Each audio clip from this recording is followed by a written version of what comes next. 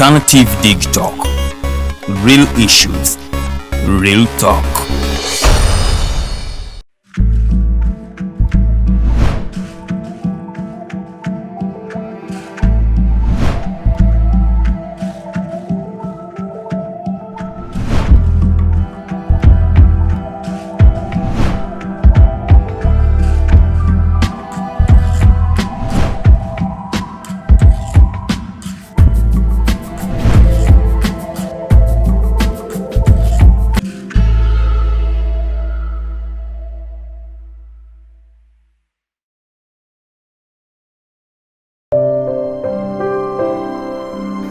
Hey Ugandans, I'm Lieutenant Colonel Dewa Kiki, the Deputy Defense Spokesperson and actually the Deputy Spokesperson for the Uganda People's Defense Forces. I was hosted on Alternative Dig Talk. I encourage all Ugandans that this is the way to go. Always watch, participate, give your views and ask questions on Alternative Dig Talk. Dig Talk, the way to go.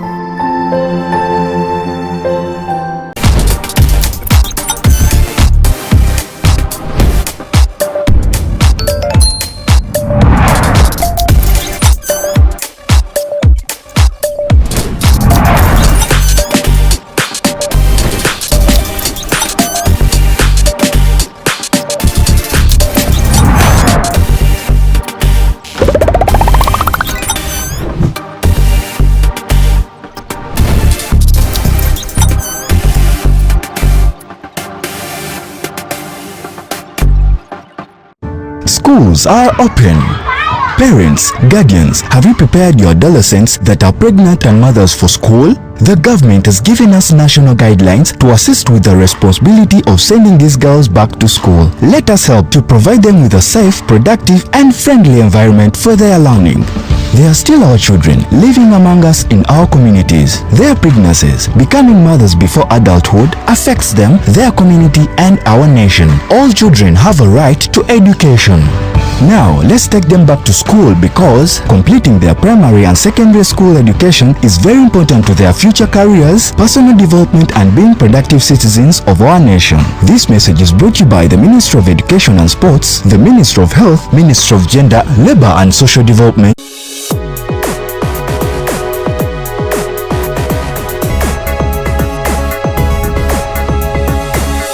The Alternative Dig Talk. Real issues, real talk.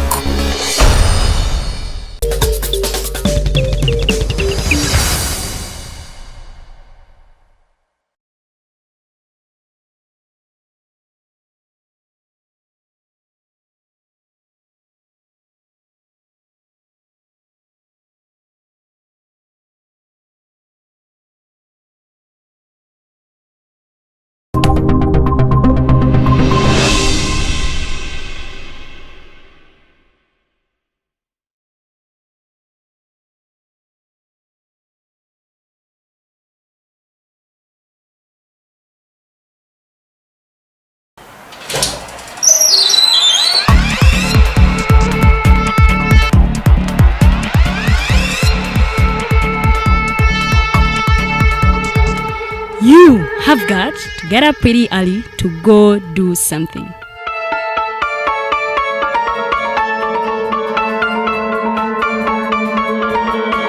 We are the Alternative Dig Talk.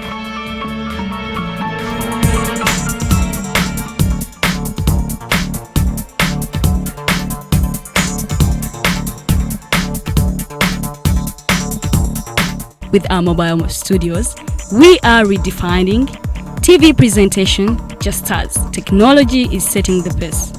We are blending our approach with fresh, perspectively designed breakfast show, The Mighty Drive, informative and entertainment show, exclusive and live interviews. We President Museveni wadde juzi namulaba apima akawunga kilo 2 tasobola kalya nini bwaba alya kilo 5 oyannema okuliisa eggwanga ne bwe limundekera. Njagala kwebaza the Alternative Dig Talk etuwadde kano ka Mighty Drive era n'abatuwuliriza bonna abali ku mikutu njagala basaba mugendo maaso n'okuwuliriza. All given to you just a click away on your phone. tablet, laptop, and smart TVs. As we are streaming live on our social media platforms, on the road and on the go. We are the Alternative Dig Talk.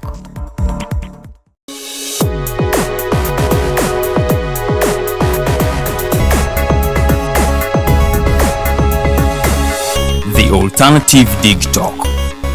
Real issues, real talk.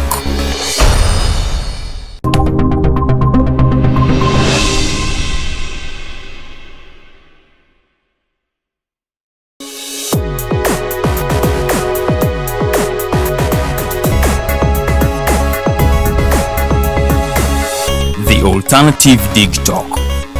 Real issues, real talk.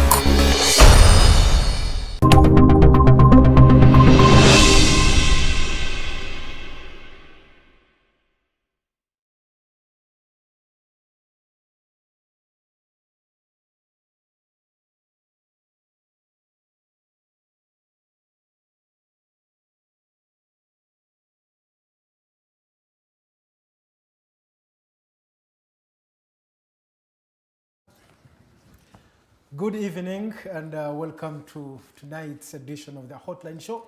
My name is Abdalla Tiff, and every Monday, just like we always do it, yes, we again here to do it. Well, we're back around in the late 90s. I remember the President Yoweri Museveni, once he was asked, he was put on task to explain whether his son, the first son, the only known first son to this country, Kainerugaba, whether he has interest to join the UPDF. The president said his son is only a member of the LODU, which is the Local Defense Unit. But then, as we speak, he's one of the high-ranking generals in this country. Then, 2018, we had the issue of the Tujikwatako saga that saw the amendment of Article 102B in our constitution. The president, when he was asked, he said whatever is being fronted is not an idea of the NRM as a party, but an idea which is being fronted by a few individuals. Of course, who could be having self-interests? As it ended, Article 102B in the constitution was amended. Well, tonight's discussion, we want to dwell into how Uganda can attain a peaceful transition. For all along many years since independence, we have never experienced this as a country.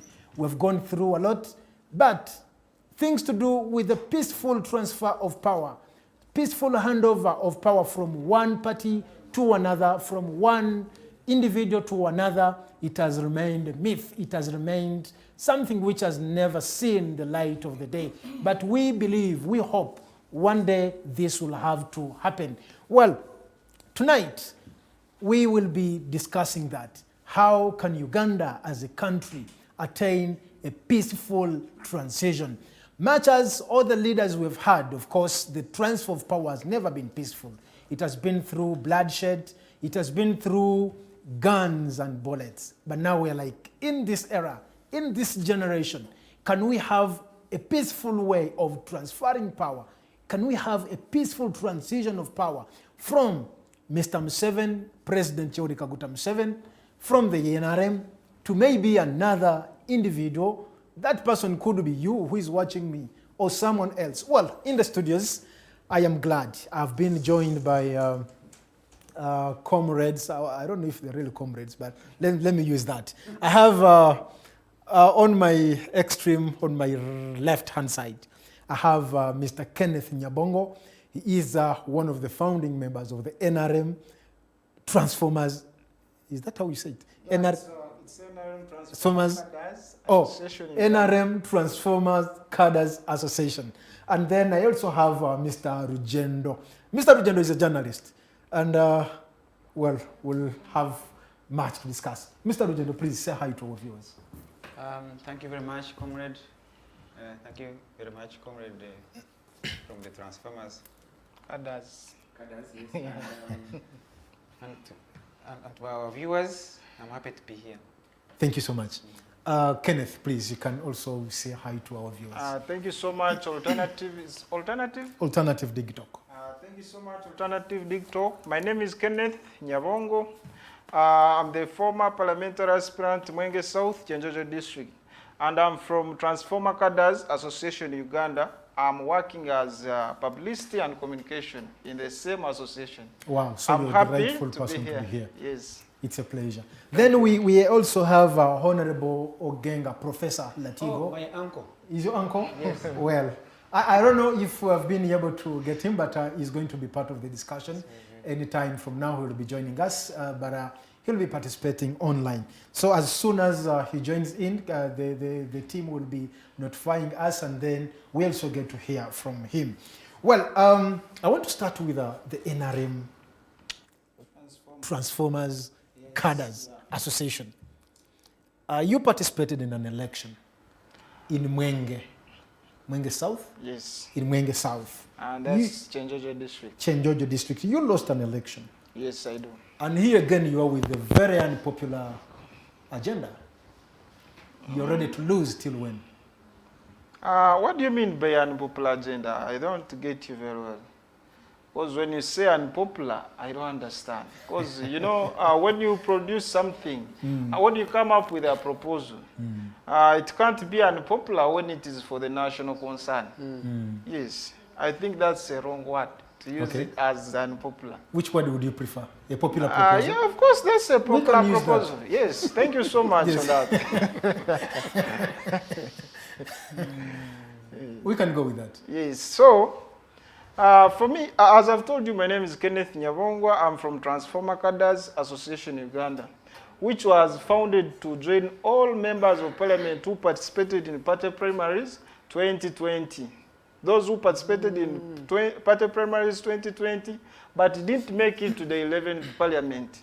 We decided to unite together with our common agenda to remain relevant. And create your own parliament. Not to create our own parliament. This is an association which is keeping us together with our common goal and objectives. As losers? Of course, you may say as losers, but it is uniting those who didn't make it. You know, when losing is a totally different word.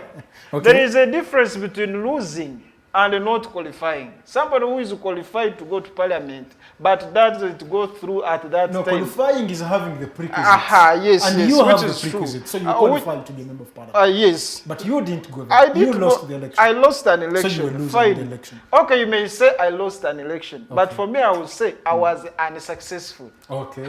Okay. Yes, so it's a club for those who made the attempt and they were unsuccessful. Yes, who were unsuccessful in 2020 as they wait for 2026. Because most of us, we shall be in parliament by 2026. So this association is keeping us together with an aim of remaining relevant and directly participate in the development of our country. Because this country doesn't belong to those who went to parliament alone. Even you and this man and other people out there, they all belong to Uganda. Of course.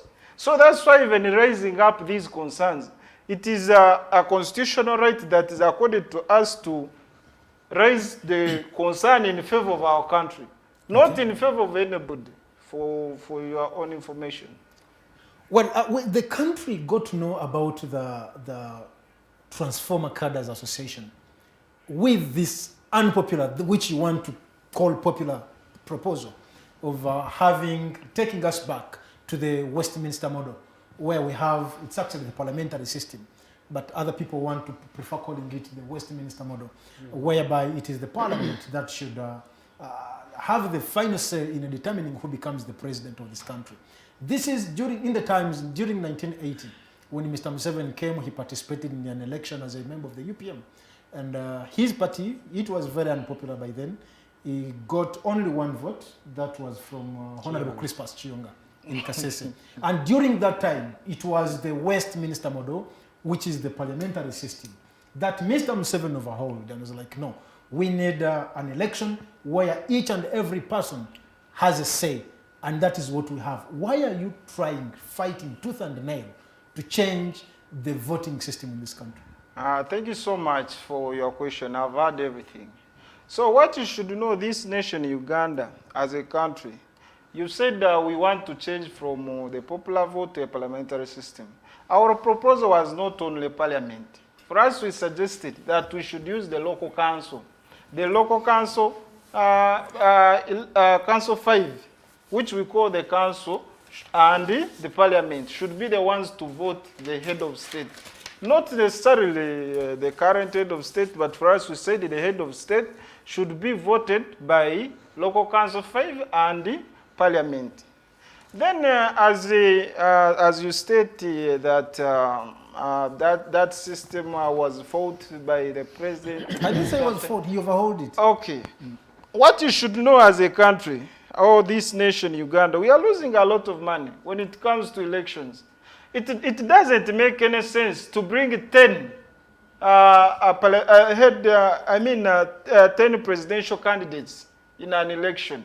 But this system that you are trying to bring, it will push these opposition people to unite, at least form one credible candidate whom they can all lie behind to compete with the ruling party, which is NRM of ours.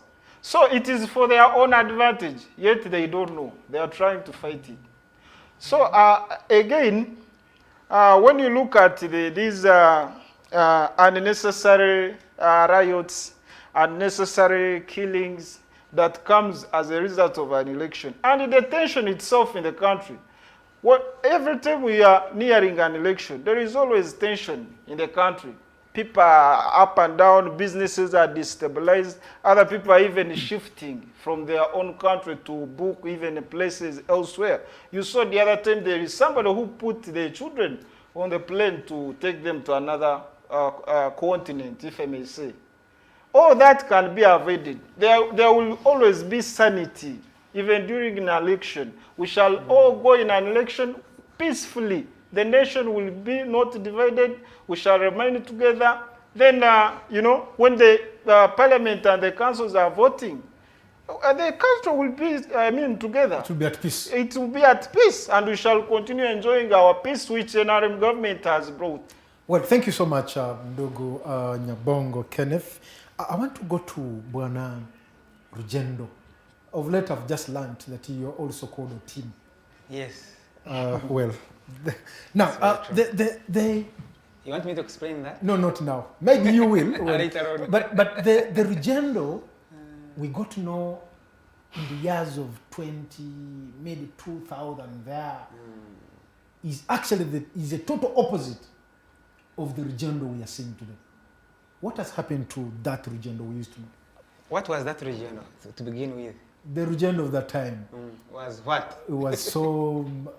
I cannot even explain. But the Rugyendo of that time was so much into the politics of this country. Yes. He wanted to see that things change for the better. Yes. But all of a sudden, the Rugyendo we used to know, he went silent, he went mute. And you see, the Baganda always say, if you see someone silent, just know there is something in the mouth. We don't know what happened. Thank you. Fine. That's very correct.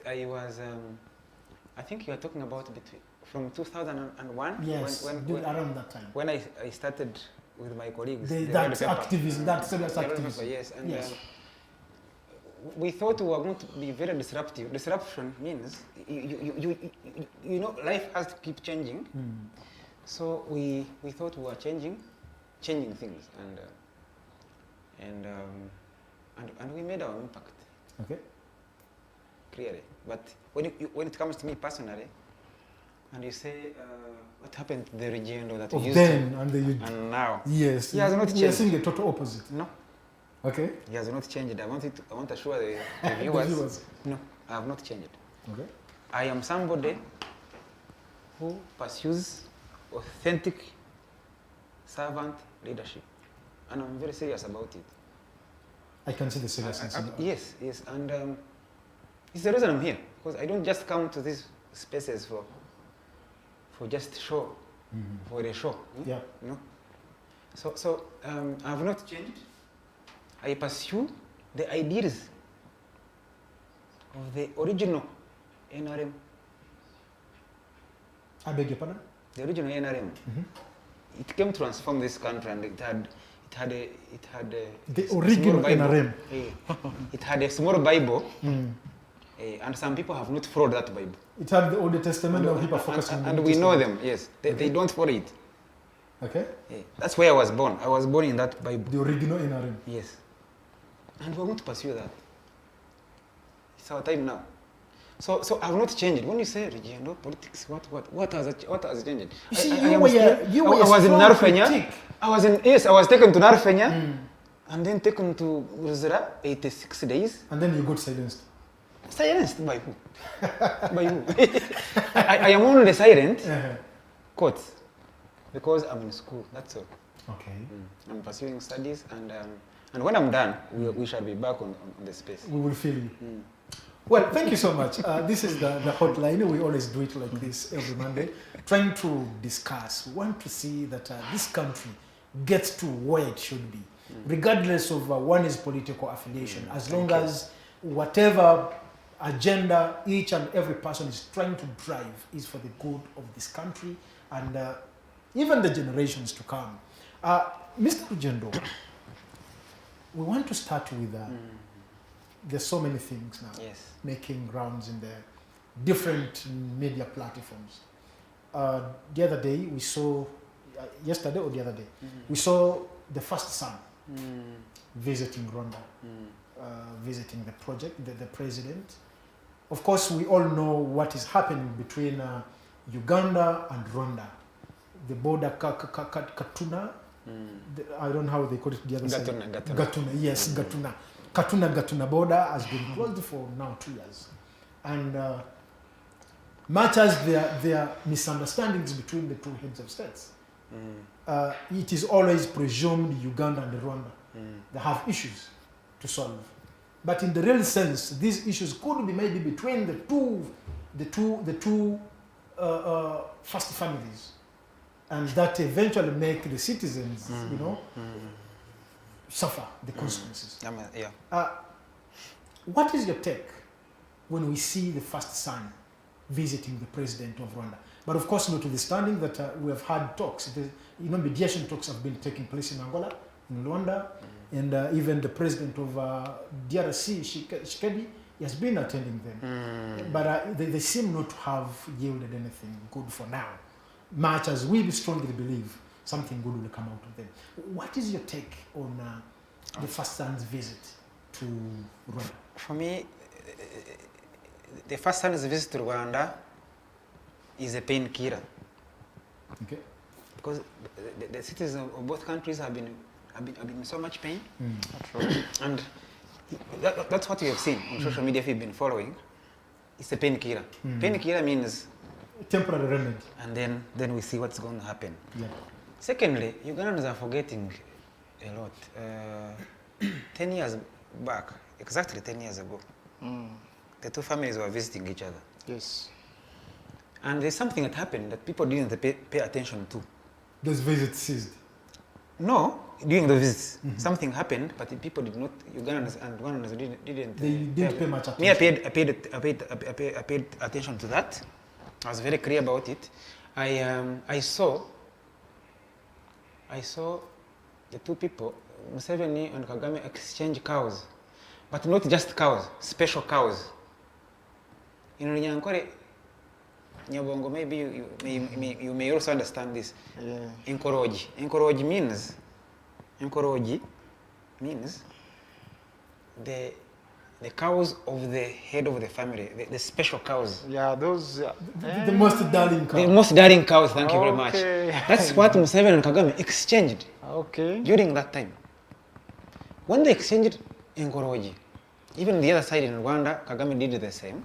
To President Museveni, and I said, this is done. This is done. So, to answer your question, the first son had gone to probably re-cement that there is a bond between the two families, and it is there. It is very serious. I've been actually on so many fora telling people that Uganda and Rwanda cannot fight. It's not going to happen. It can't happen. Because it's like fighting you, really.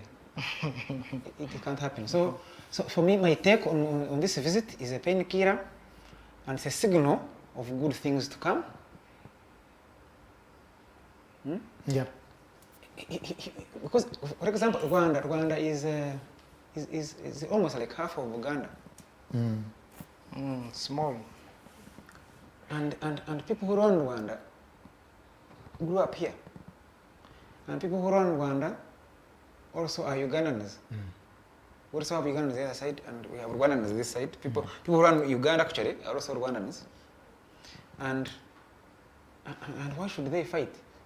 Anybody should really understand it. If you cannot get it at that level, what's happening is, my thinking is that once after this visit, people have been saying the border is going to open. People think there's only one border between Uganda and Rwanda. It's not true. There are 3 borders. The other 2 are active. Okay. There's only one at Gatuna. Yeah. But the other 2 are active. People go in, come out, and the media, of course, they choose to focus on it. We focus there, but I can assure you that that's not material. What is material is that I think the NRM had a shion which went the other side, which is called RPF. And if you go there, actually, if you attend RPF parties, I've attended them, events, I've attended them, maybe like 4 times. There's no difference between them and NRM.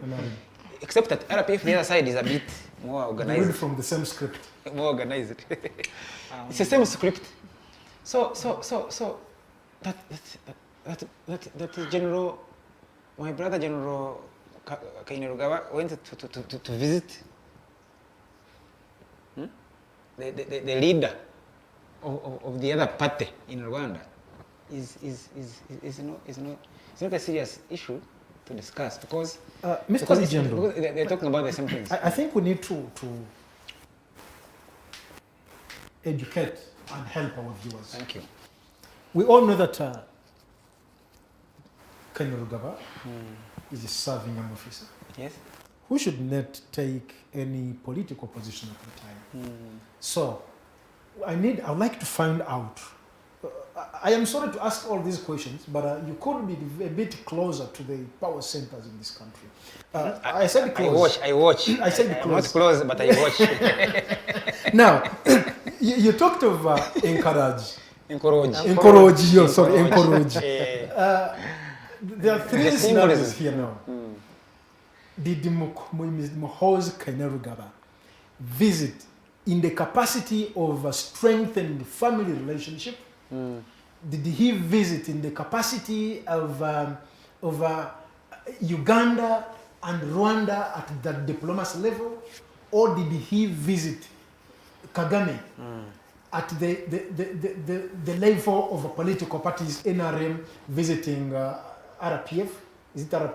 RPF. Yes, RPF. The other side of NRM. Yes, the other side. So, because we need to know what kind of visit was it? First of all, I think General Kainerugaba is as concerned as maybe you. you should also tell the viewers that you're not the public, the spokesperson for Kainerugaba to give your opinions. Not at all. Yes, you're just giving your views. I am giving my views as a Ugandan. Yes. Who is part of the generation that is clear about where this country should go. Yeah. That generation is not seen. We don't steal, and we hate corruption. Seriously. And you're not rich. And we're not rich. Okay. No. I came here using a border. And rich people love borders. It's okay, but for me, it's real. Okay. Yes. And so General Kainerugaba is as concerned as all of us. I think he's about 47. Yeah, around 47. And he sees a Uganda that is supposed to be perfect probably in the next 20, 30 years. So he gets concerned. So he visited, in my view, he visited put a question that has been bedeviling our two countries to rest. For me, that's why. In what capacity? In what capacity? As a Ugandan, because No, Rugyendo. Not every Ugandan can really take on such a visit. no, before you come in, okay, maybe answer. Yes. Okay, let me answer it. Before Nyabongo comes in, I think,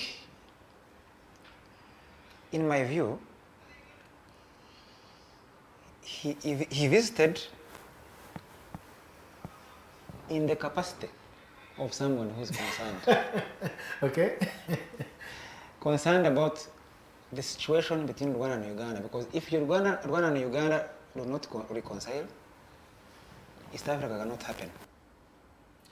So he did it in his individual capacity. Yes, but of course, because he's a senior presidential advisor for special operations, and but at the same time, using the symbolism of Nkoroji, I think that he visited to ensure that the two presidents, the two principals, remind themselves about the symbolism of Nkoroji. That is what is supposed to be the future of the two countries. Unless the two principals are reminded about that symbolism, then Uganda and Rwanda might have to move on beyond the two. If you have realized it recently, you hear about Ugandans and Rwandans. They're not concerned about the fight. If you've been following these things, they're not concerned, because whether Museveni and Kagame fight, we are not concerned, and we can move on beyond them. But I think Mohozi went there to say no. He said, that's your word, but he went there to say, please. We have a long history. We must move on, and we have a long history. Thank you so much. I want to switch to Bwana Kenneth Nyabongo. I want your take on Mohozi's visit to Rwanda. Thank you so much, moderator. My name once again is Kenneth Nyabongo, and I'm a Mubito from Toro. Yes. I'm from Toro, and I'm a Mubito. Yeah. So I think my take is on the side of Transformer Cadres, because it's where I come from. For General Mohozi visiting Rwanda, I think as a leader of the UPDF, he is the commander land forces. Not so. General Mohozi is the commander land forces today. So I think as a leader for any two countries, if there was something that is not going on very well, the government can send him, or the government, which is led by His Excellency the President, not as a son, but as a leader of the land forces. In case of anything that is not coordinating very well, he can be sent to the other side of the... Sent by who? But of course by the head of state. The head of state can send you. Or how do they call it? I don't want to use the wrong word. In case I hold a certain office and somebody sends you to represent, how do they call that in politics? Or in leadership? You delegate. You can delegate. So I think the president can even delegate either Commander Land Forces or Commander Air Forces or SFC to go for any leadership. He's a senior presidential and he's a leader. Of special operations. Besides that, he's a leader of the land forces. So I think there is no any problem with him visiting the other side. And I think it shouldn't... No, I don't think there is any problem. It shouldn't even have attracted media attention so much. No, it does. For reasons. For reasons that he's actually pushing. You see, Mohozi is not an ordinary person. Thank you very much. Yes. And I'm insisting on that symbolism, Nkoroji. The two families know each other through that symbolism. Very well. And so that means their offspring are not Cannot ordinary, break away from. and they are not ordinary Ugandans, like Yes. Clearly, because everybody has said, why are we fighting? Then I think we need somebody. I think To mediate. we need somebody. To remind us of our backgrounds. But who has a special Attachment. to both families? Say, look, no, it just can't happen. We just have to move on. You see, the issue of Lieutenant General Muhoozi, even some other people have shied away to speak. Just mentioned his name, following what is happening. Of course, there are the issues to do. We know all what happened to Kakwenza and all that, you know. So many people, they even think that just mentioning that name can actually lead you into troubles.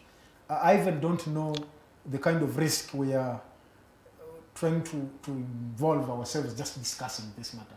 But anyway, this is what we have to. We cannot run away from this. Now, I'm still with Bwana Nyabongo. Do you think Muhoozi's visit to Rwanda can bring some sort of relief to the average Ugandans, to the local citizens who feel that the broken relationship affects them directly? Of course, yes. Because this General Muhoozi being, as we said, visiting Rwanda as sent by either government or delegated by government, going to Rwanda to create that harmony between the two countries. It can create sanity within the two countries because we've lived together. When you look at the history of the two nations, Uganda and Rwanda, I think there is no much bigger difference between us and Rwanda. And besides that, Uganda is more advantaged, or I would say geographically, Uganda is more advantaged than Rwanda. And even in terms of what? In terms of trade, in terms of, Rwanda is... geography. Geography and what. So, for them, they need Uganda more than we need them, if I may say that, but which is not all that necessary. So, General Muhoozi is going there and bringing the two countries back together to coordinate very well. They open the borders. It means even we, the Ugandans, our traders who have been blocked from going there to take their goods, they will as well move freely like the way they used to be before. And we shall have harmony. Because this is our neighbor. You know, you can't fight your neighbor. To the moment the neighbor closes the door, then there will be nowhere to run to. So it is good for the two countries, and for us at large, we shall benefit because many people have been denied the entrance to the other side. Well, and likewise. Thank you, Mr. Nyabongo. Now, I want to take you back to the issue of the NRM Transformers Cadre Association. I am here to find out whether you belong to the same NRM now. This one is with the Old Testament of the NRM, the other old NRM. So I am here to find out whether you also subscribe to that or you're coming up with another version of the NRM that you really want to. I will maybe find out. Now, in the recent, Mr. Museveni seemed to have denounced you. He says he cannot go for such a proposal. What is your next step? You see, thank you so much for that. What you should know that President Museveni is the chairman NRM party, National Resistance Party, where we subscribe to. And for us as Transformers Cadre Association in Uganda, we have said it categorically clear that we are NRM. We love NRM. For example, myself, I was born in NRM regime. I was born in 1992. So it means I'm a real product of NRM, and I cannot run away from my party. So for us as Transformer Cadres, these proposals that we have introduced, they are not to serve Uganda of today. It is to serve the Uganda that each and every person will be able to enjoy and, grow into. Because politically, we have to secure the country. You cannot, sometimes there are things I don't want to say on air here. When you look at some of the mistakes that are done by the government, the current government, I will wake up. Maybe I may be a footballer today. I have my following on my social medias. I hit 1 million or what. Then I can turn that. I may think that when I contest for president, I may turn those into votes. Then you end up maybe perhaps having a leader coming to lead a nation who doesn't even have experience to take the nation forward. A nation called Uganda or any other country is totally different from somebody's home. You understand what I mean? So for us as transformers, coming up with these ideas, we are looking at the picture of a united Uganda. Uganda for all of us. Because this country belongs to you, me, myself, and the other one, and the unborn children who are yet to come. They all belong to Uganda. So we as leaders who are aspiring today to take the country forward, what have we put in place? Are we going to move in a situation which we've been in of favoritism, this and that? Or we need a Uganda where somebody will be voted and represent the entire nation? Let me hope you get what I mean. And when you look at the current system of voting, I understand we have a popular vote. But we've reached a point where you say, you send somebody to the National Assembly, which is Parliament, that go and eat. Really? Are we going to be in that situation where you send somebody to go and eat? As if there is no any ideology. Each and everything in this country is planned at Parliament. The moment you send somebody to go and eat, just as you state in quotes, go and eat, it means as a nation we are not heading anywhere. What difference is the agenda you're fronting different from that? Because the agenda here, all members of parliament. The agenda here, because for you, I think the nation didn't understand what we proposed very well. First of all, in that agenda, we wanted to amend the constitution and increase the qualification. For somebody to be at least a member of parliament, should have at least a university degree from any discipline. Okay. That was included in the agenda.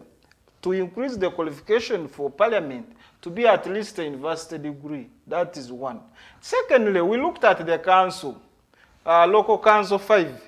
For somebody to be, you know, when the constitution was designed a long time ago, the education system in this country was very low by then. But today you find there is a full unit of roads at the district level. You have planning at the district level. All these things need somebody who has at least attained education. You cannot send a councillor who has not gone to school. Who But can councillors are not technical persons. They're always technical people who do the job. They discuss those things in the council, not so. They discuss all the agendas in the council. But politics is about who gets what, when, and how. I understand. So that process might not need a certain qualification. That's what I believe. Which one? The process of being a politician? No, the process of disputing who gets what. Thank you so much. For us in that category, we said, let at least the councillor attain the same qualification as their council. Because in our proposal, we included what we called a senate, or upper house. We wanted to create a senate or the upper house to represent the lower council, meaning that we have 148 districts in the country. We shall have 148 senators representing the districts at the upper house, which is the parliament. I mean the second house, which is the upper house, then we have the parliament. Then this upper house can do checks and balance of the work of parliament, which can improve the quality of debate in the house. Then we say that we need even to lower the numbers of members of parliament. You may say you aspired to go there to increase the number. Not so. I aspired. But do we need as a country 527 MPs in the country in a small Uganda like this? I don't think we do. So we want a system that will create quality of leadership in this country. I don't care whether I'm the leader tomorrow or not, but Uganda must be considered paramount in each and every planning activity. Well, thank you so much, Nyabongo. I think you have a point. The country should give you some ears and listen to you. Maybe, you see, not everything bad is bad. Not everything good is good. But at least if even the bad person is given as an example, hey, my son, don't be like Rugyendo. Rugyendo is like this. You know? So excuse me a little bit. Please. Let me even finish on another proposal. I mean, another item on that just in proposal. 30 seconds, please. I just want to finish on that. We even proposed to have a chairman LOC1 offices across the entire country. Today we are in 21st century. You cannot keep finding chairman LOC1s in their homes, in bars, playground, churches, and everywhere. We want at least the country to create offices for chairperson LOC1s and provide them a means of transport which is not below a motorcycle. At least a boxer, where the chairman LOC1 will be able to ride and do his activities in his village. Thank you so much for that. Well, thank you. Mr. Rugyendo, you've keenly listened to the publicity secretary for the NRM Transformers Cadre Association. I think they have something we have something to pick from the agenda as a country, much as we may not pick everything. What is your take that their proposal, I think they're trying to come up with a hybrid kind of system. It is not fully the parliamentary system as it was in the 80s, but they trying to have it hybrid because they're talking of upper parliament, the Senate, and something like that. What is your take on such an idea? I think they have both good and bad points. Let me start with the good. Actually, I didn't know you were the people who are launching the other day. and I waited for Yoweri Museveni to pronounce himself. He has done it. He said, I don't support this. He said, quantitatively, it's not a good idea. But he has always said that. You need to be voted by everybody. But you see, people who have been in this country, especially throughout the NRM politics, certain things started like this. Yes. And Yoweri would say, me, I don't support, but eventually, he is. Then he becomes overwhelmed. And they're serious. They're very serious. And these people will overwhelming. And the good point, actually, which I see about them is the idea that a country of our nature possibly needs certain guidance from experienced people who have gone through what we've gone through and are able to supersede the popular mob in parliament. You know, in parliament, anyone just goes there, but you need a certain group of leaders. We need a Shiva. Yeah, yes, just to keep giving some guidance. And I actually support it because we've seen so many of our people who are just dying off without really helping us to benefit from their wisdom. We need them. It happens even in Rwanda, which we've been saying. They have a Senate. That Senate is full of people who understand the history of the struggling Rwandan. Here in Uganda, we just want to behave like yeah, it's like US Senate, like the House of Commons. Yet our unique history requires us to have elders who can guide us. Why? Just look at how we used to discuss issues that pertained, that affected us, affected our societies in pre-colonial history, if you remember. You heard of things like Ishaz. Ishaz was like a parliament where elders would come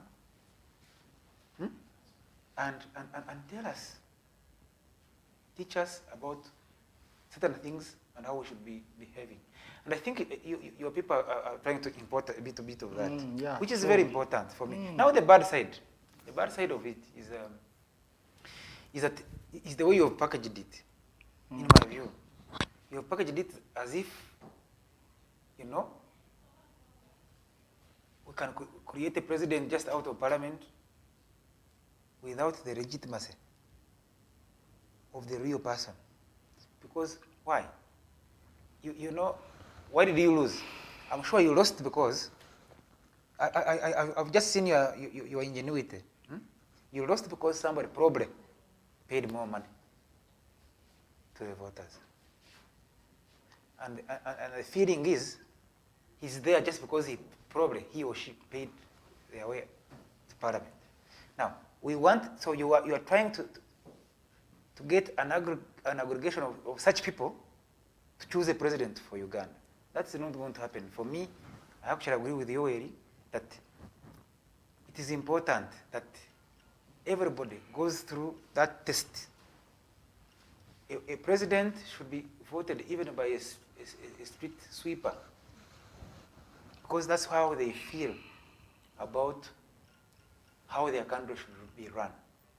And but keep debating. You never know. Keep debating.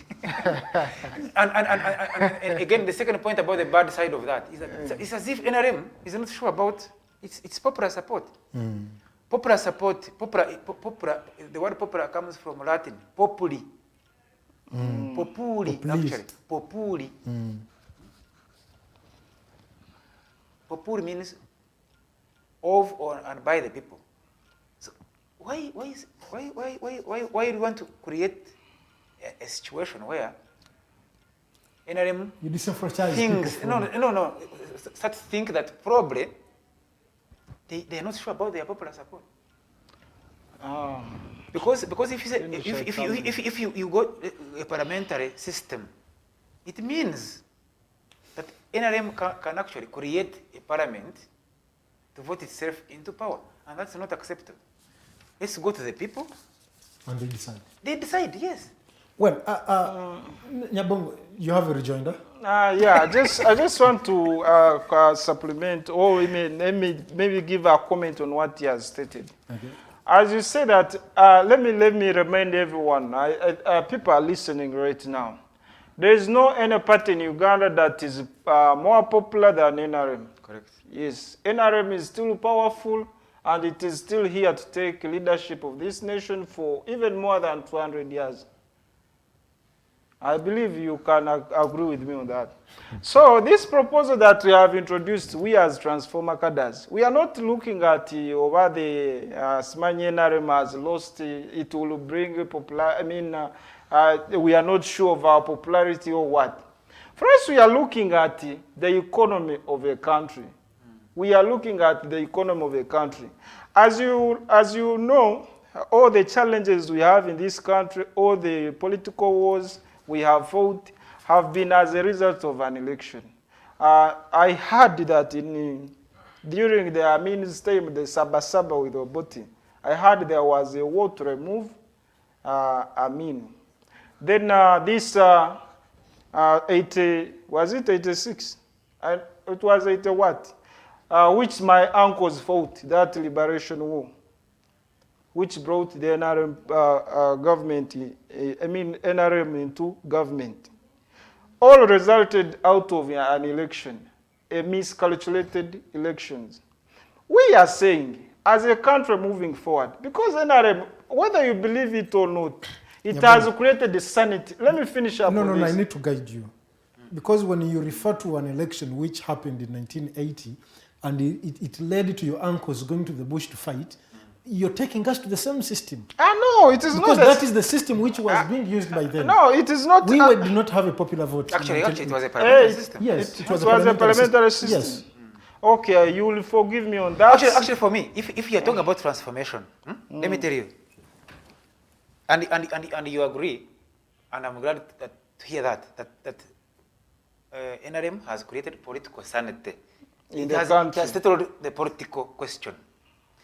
Why don't you, Transformers, talk about constitutional amendments, for example, that empower the ordinary person, that make sure that there is merit, for example, in public jobs? These are the issues that are affecting people. I mean, that are concerning Ugandans. You know, but you make sure that you push for those constitutional provisions about equitability, equitable representation, for example, in public service, equitable representation in education, for example.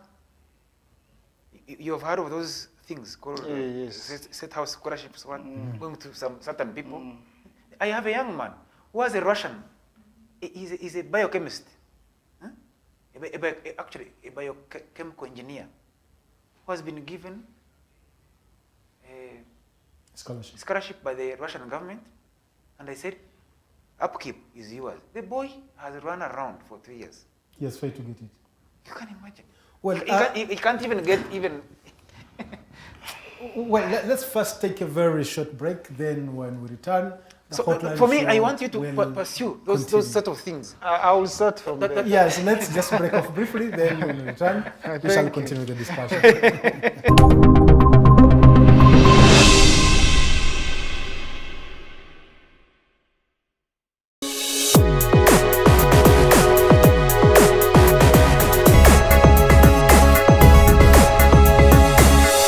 Alternative Dig Talk. Real issues, real talk.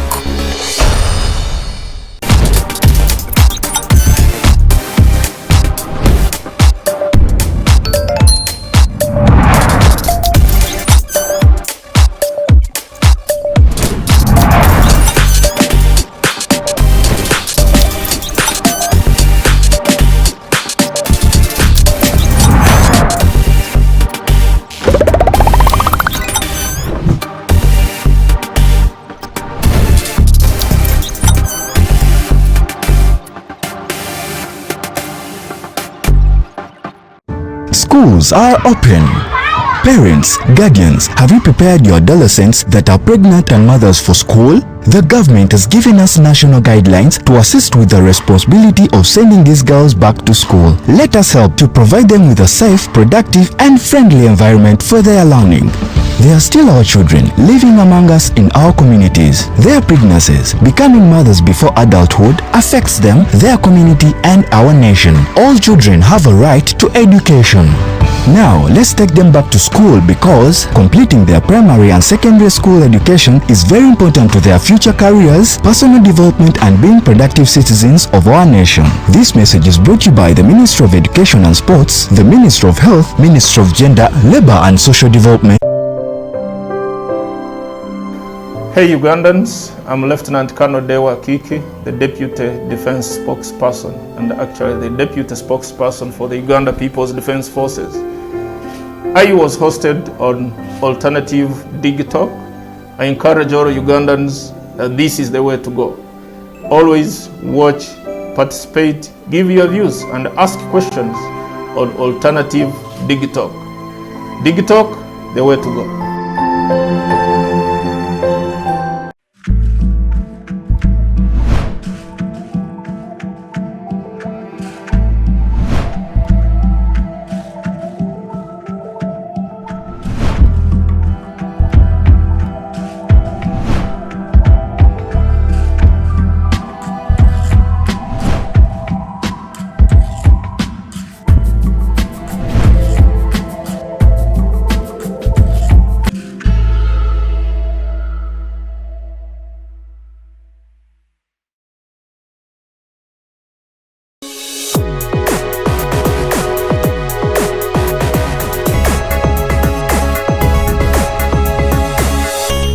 Alternative Dig Talk.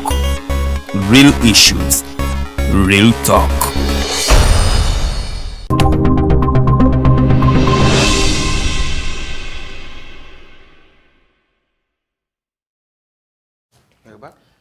Welcome back from that short commercial break, and now the hotline show continues. My name is Abdalla Tiff, and in the studios I have Rugyendo, Arinaitwe. I always have issues pronouncing those names. And Otim. And Otim, Rugyendo, Arinaitwe, Otim. And then Kenneth Nyabongo Omubito. Yes, from Toro. Toro. Yes. We are happy to actually the Babito was rent and Gobi. It's like we are actually brothers. Your brothers, you're related.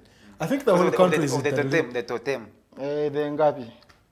You're from the Ngabi clan. Yes, but the Babito. The Babito originated from the Luo dynasty.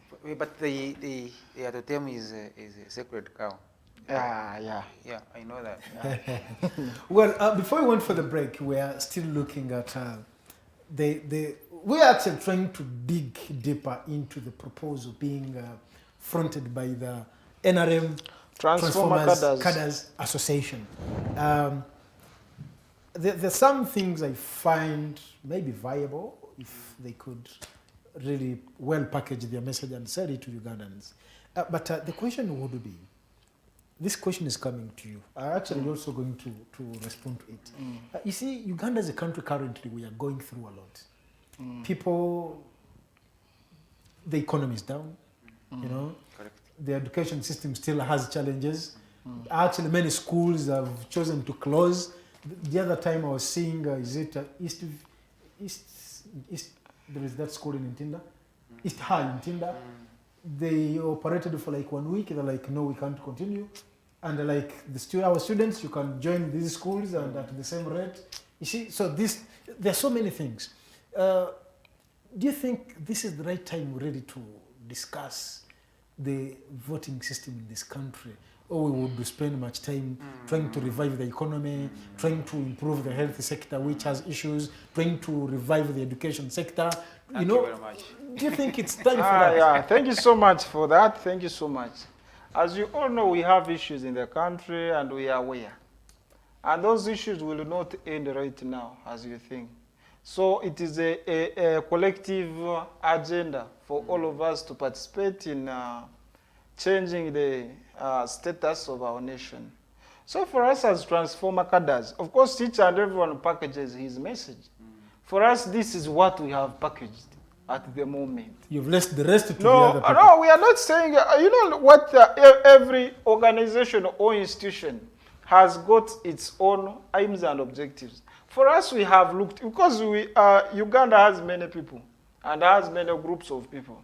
For us as Transformers, we looked at issues that will create political sanity in the country moving forward.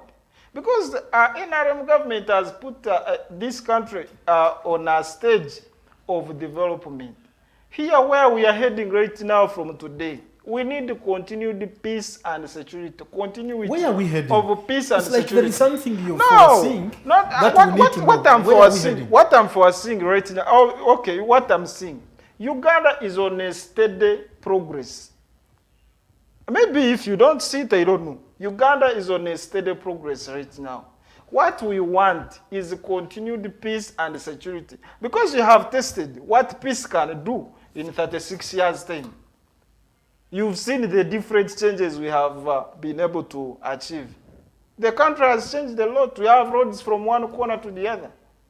We have electricity, we have good, buildings around everywhere. So the country is at peace. We need development.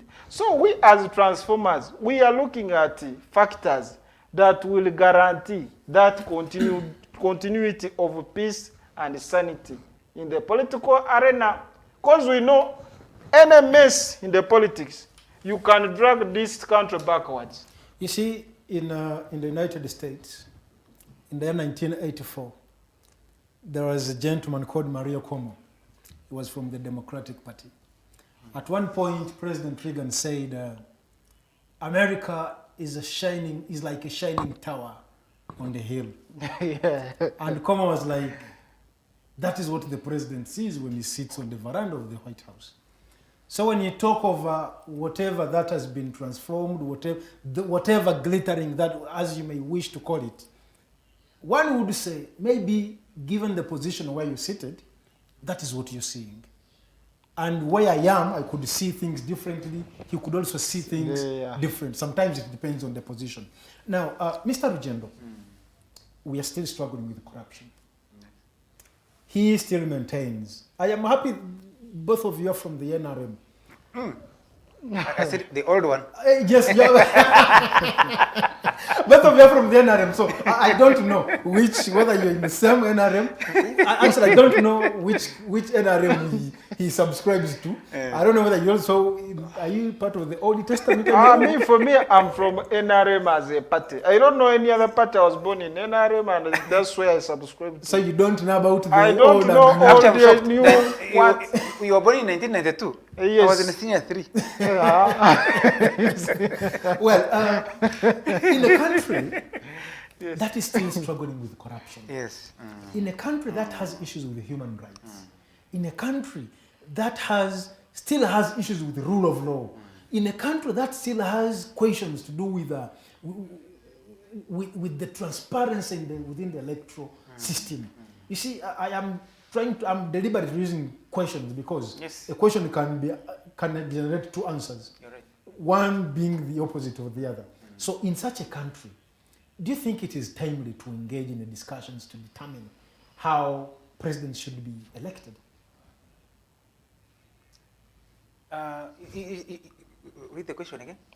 I am Do you saying, think? in a country which is still struggling with corruption, Yes. in a country which still has issues to do with the rule of law, because when you speak anything, they can come for you.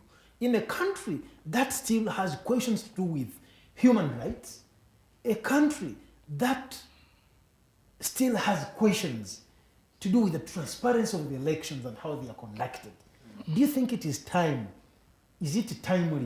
to engage in a discussion to determine what kind of voting system we need as Uganda? I don't think so. Both ways. First, the good side of the discussion, of the engagement, is that, yes, because democracy, politics is not static. It evolves. It evolves, yes. It evolves. So that's why, for example, it's 1992. For me, I'm 1977. You get it? And we are in the same dispensation. But I have other ideas. He has his own ideas, which is perfect. That's so the debate should be okay. That's why I'm against the idea that these people should be stopped. No. Yeah, thank you. You should be debated, and you should also debate. Yes. Put your points very clear. Let anybody debunk them. That's the original NRM. The original NRM was about you people speaking, and others also have their own ideas, and then the superior idea wins the day. Now, why should we not also talk about that and concentrate on the other issues? For me, actually, that's where I agree with you. This country, I think NRM has failed this country on one important thing: making politics, spiritualizing politics as the way of life. Okay. There are people who don't want to survive as long as they are not MPs. If somebody says, as long as I'm not a minister or an MP, then they can survive elsewhere.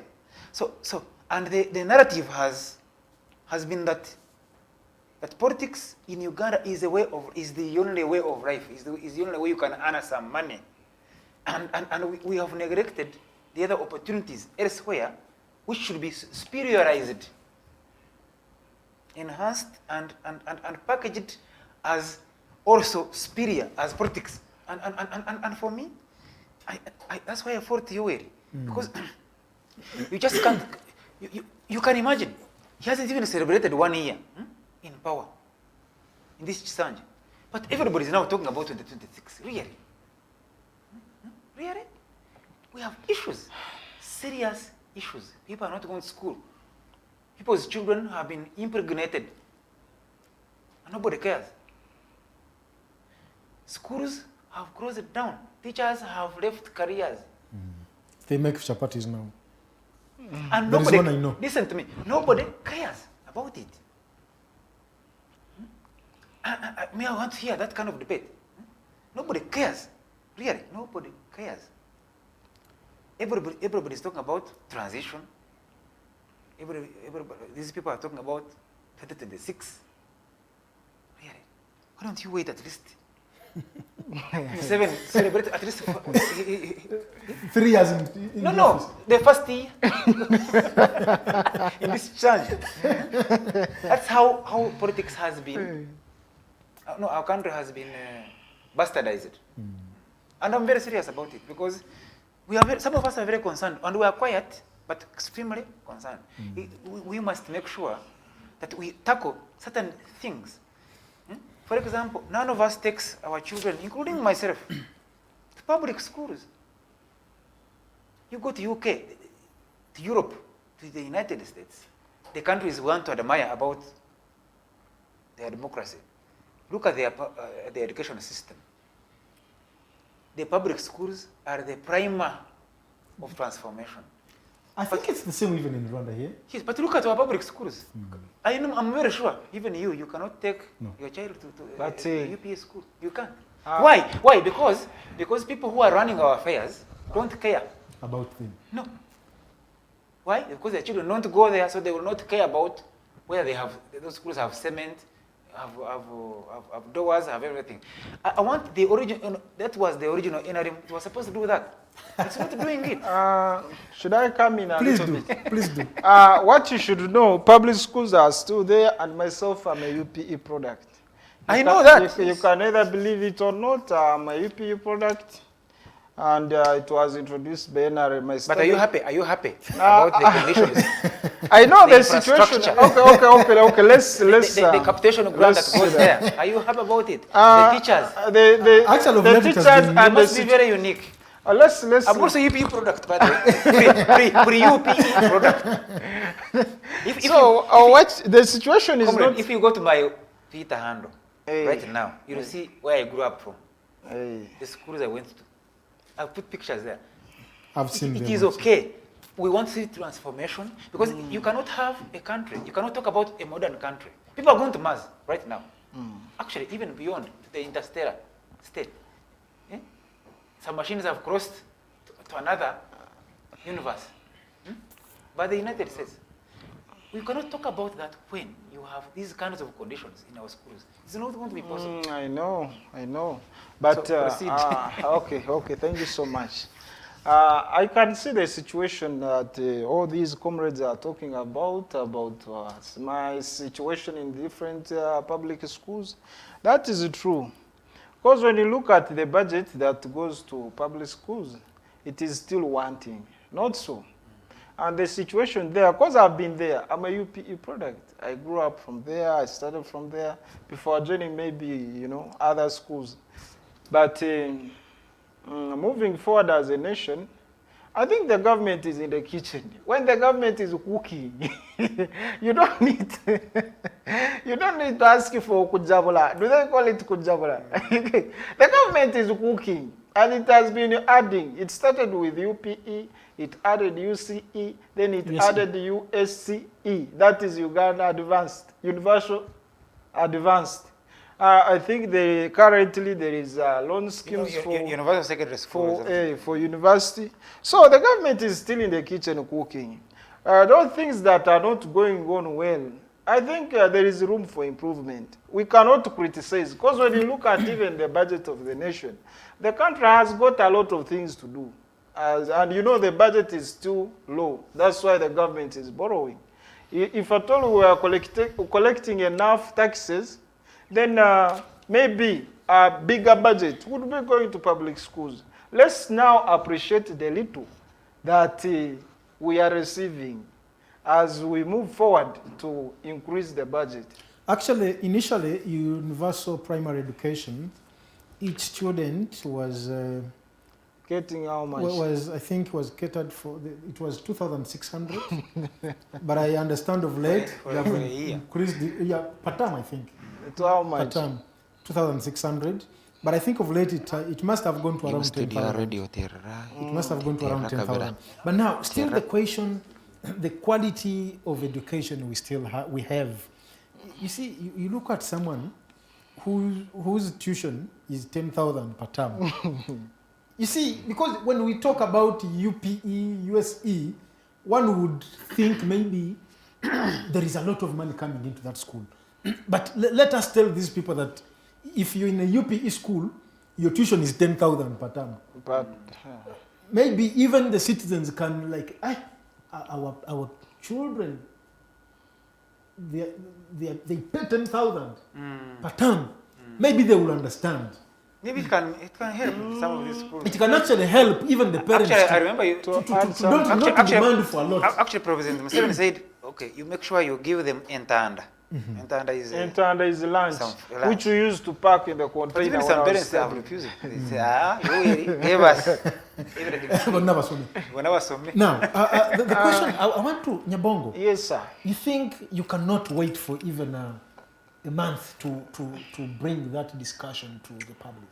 Which discussion? The agenda you're fronting. The agenda of ours. You cannot wait. Of course we couldn't. You know, everyone, there is specialization. The specialization of packaging your ideas. For if you have packaged this way, for us we have packaged that way. We cannot all over, like in Transformers, for us we have specialized that this is our agenda, which we have introduced now to the public. And everyone has discussed about it, and we are still discussing. And you're happy because at least your discussion has generated the public. Of course, we are moving the agenda forward, which will benefit the country. As NRM losers, because initially that's how we got to know you. Of course, we lost an election. NRM losers. We were unsuccessful. Okay, as unsuccessful NRM cadres, one would say, are you trying to seek for relevancy? So that maybe you can be spotted, and maybe in the next reshuffle you could be maybe posted in Arua's the RDC. I don't think something so. Like that. Are you targeting something? I don't think so. Myself, I'm a young man and I'm a farmer. I'm very happy about that. I'm a farmer. As I'm talking today, I'm going to Kusharura. My maize. I have over 10 hectares of maize. And matoke, cows and everything. I'm a farmer. I'm happy in that way. You talked about sending members of parliament to go and eat. So you had also chosen to leave your farm. But you said that you're doing this. What I mean, for relevance. What I mean, first listen very carefully to me. What we are not targeting as placements here and there or this and that, because this nation. The media and the people themselves, the citizens, have attracted it in a wrong way. That whoever is to be successful or relevant must work in the government. That is not true. And we don't even need a huge government, by the way, for better service delivery. We don't need it. So, for me, I'm a young man. Today, I don't need any job to be employed. Maybe until you be placed in this and that. If you say now for you, or this person or the other one, if you support me in my farming system, and you say, this is what you have chosen. Actually, that's what I want. Yes. You get some support in your lane. You can go back and perfect that one and benefit the entire, because now you see the entire village of mine. All that thing that I've told you, the 10 acres of maize, I have not used the tractor. They are the people themselves who are earning that money. You get? So we are not looking for relevance in terms of placement and what. We are looking for relevance in terms of participating in the development of our nation, because this is our country. Well, yes. let me try. There are so many comments that are coming through here. Let me try to read a few. I may not be able to read all of them. And I want to thank all our viewers from wherever you are. Councillor Sharon from Wandegea. Thank you for watching the show. Well, Tumusime Kato says, but Arinaitwe Rugyendo, when you say that General Mahozi visited as a concerned Ugandan, does that one presume that the rest of the Ugandans are not concerned, including yourself? I was referring to the... I'll answer that. Yes, then this one says, resilient Mohororo. I don't know now who is Mohoro, whether you I think or you're the Mohoro. Eh, Well. And then this one says, at last you have made it clear that some of these MPs are sent to Parliament to go and eat. So we need to change the eating, or your suggestions are adding more food to the MPs as it can be easier for them to be given tokens to vote the president. It seems I can give you. yeah, thank you. Then he says, it seems you have your targets as well, not solving any problem. I think this was coming to you. Nyabongo Kenneth, I say he has joined the discussion. Then this one,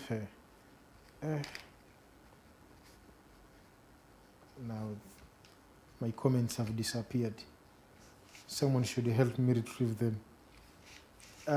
Well, then Nyabongo Kenneth, I think other comments will be reading them as we proceed. This one said Rugyendo, he was referring to the Moho's discussion.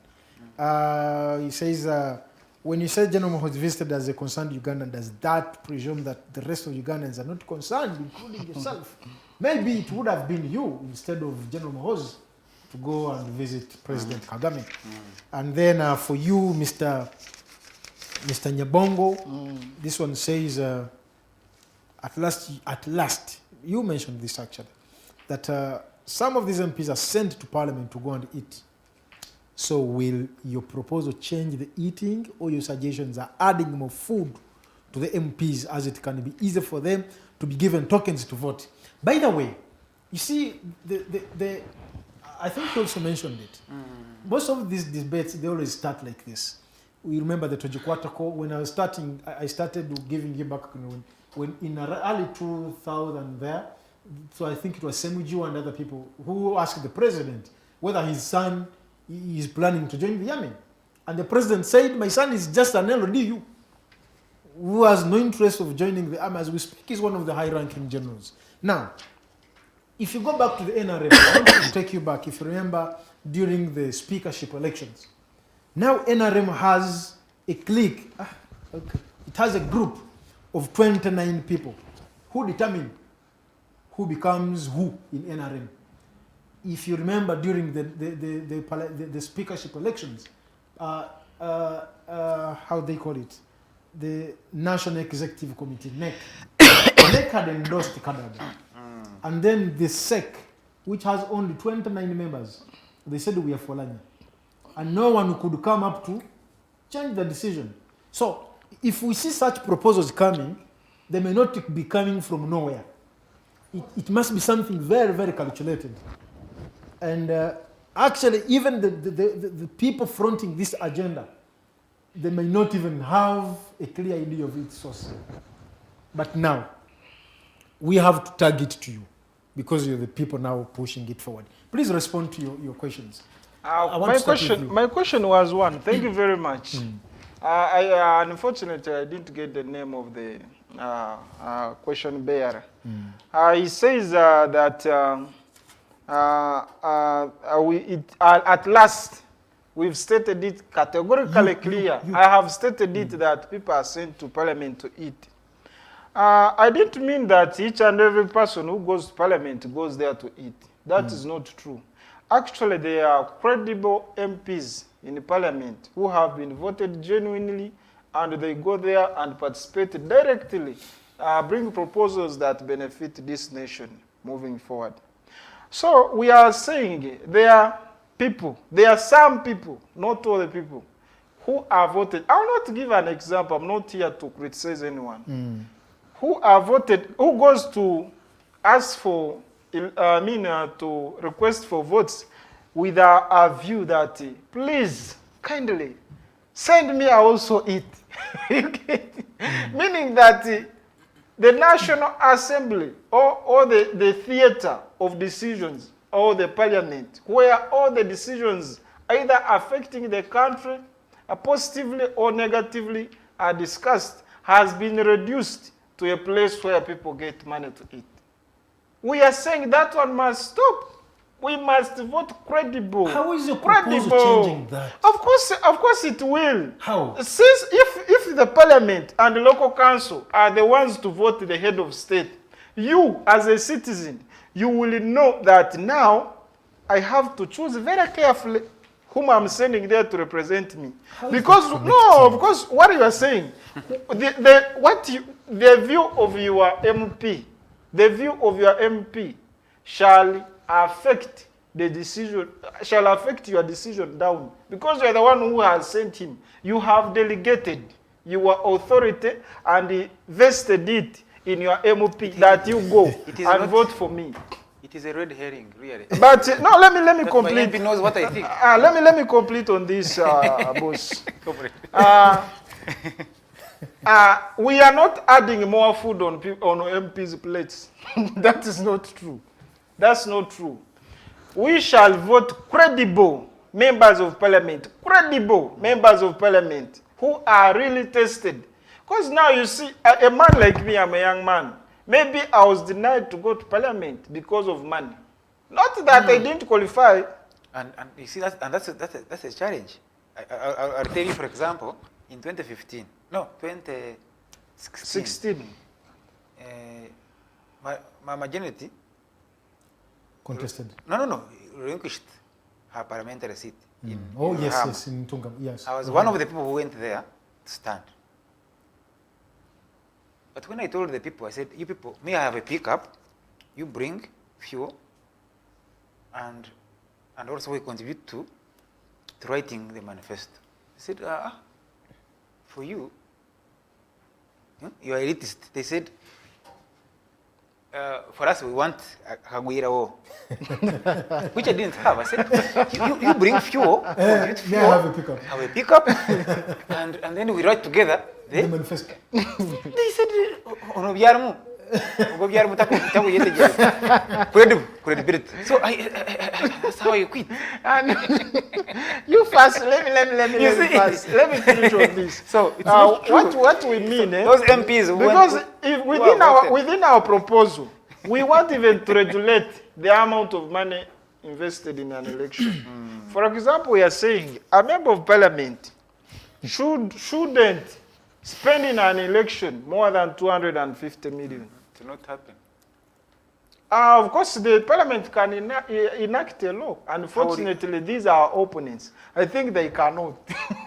Even if we propose it to them, they cannot, because they are our opponents. You get? But frankly, we are not interested in increasing a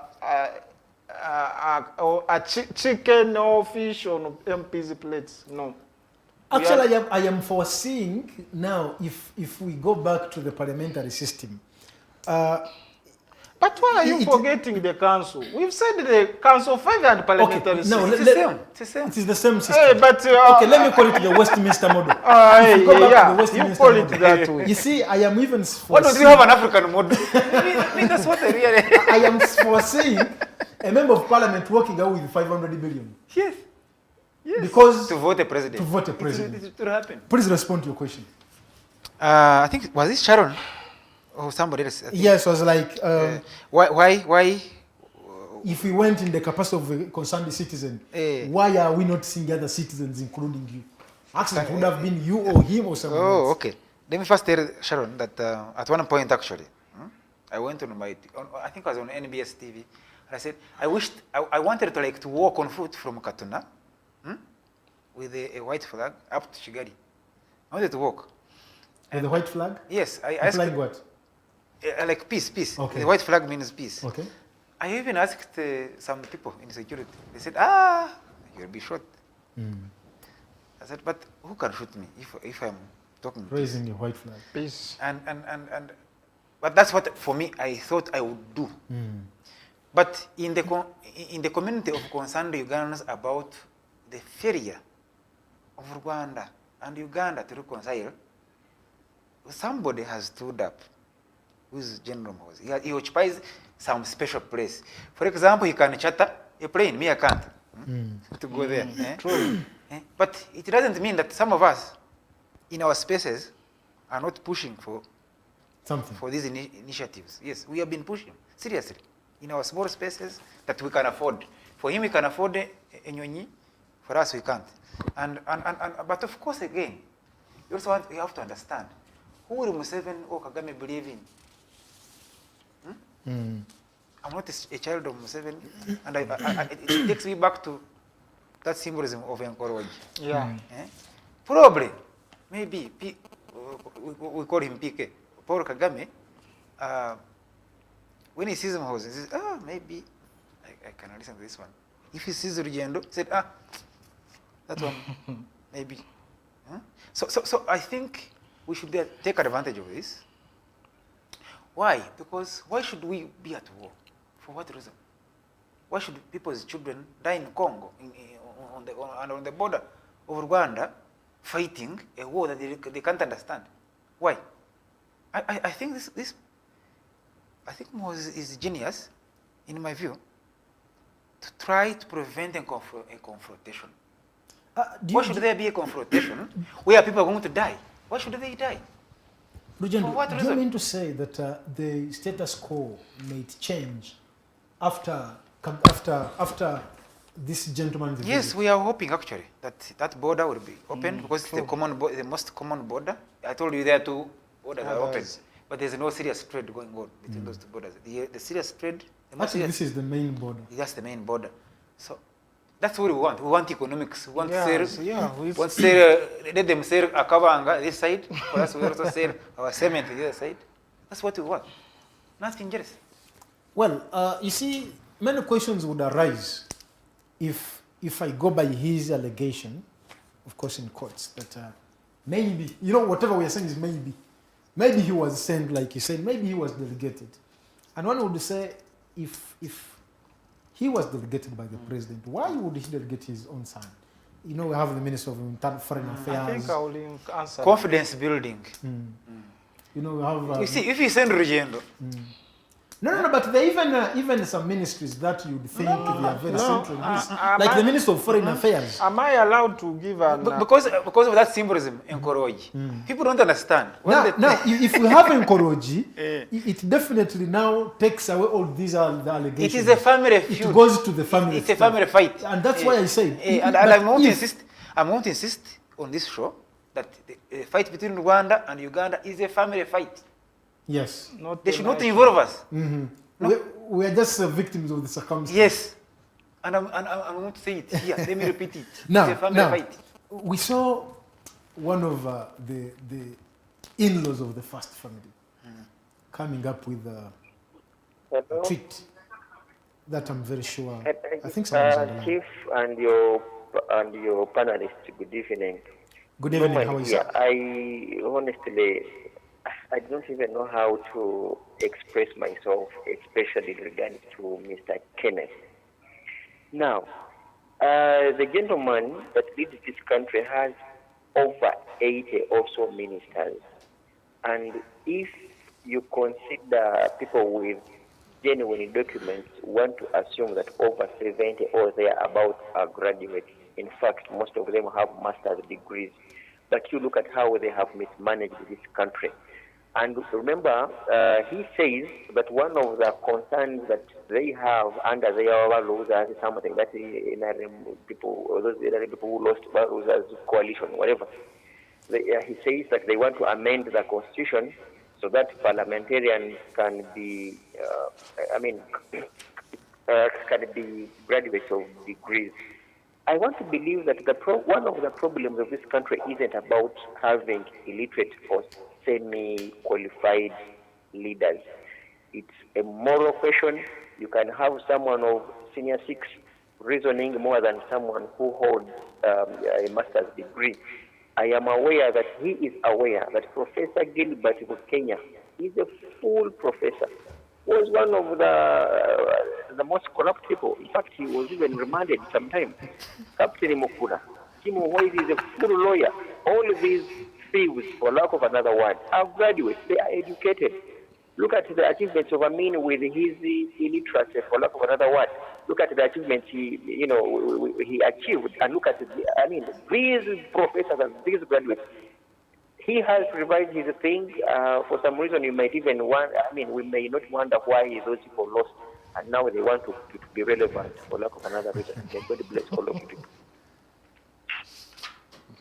Well, thank you so much. I get his point, though. I think your point has been well captured. Did you get it right? Yeah, very well. Well, I think you should respond to him then. This is Professor Latigo. No.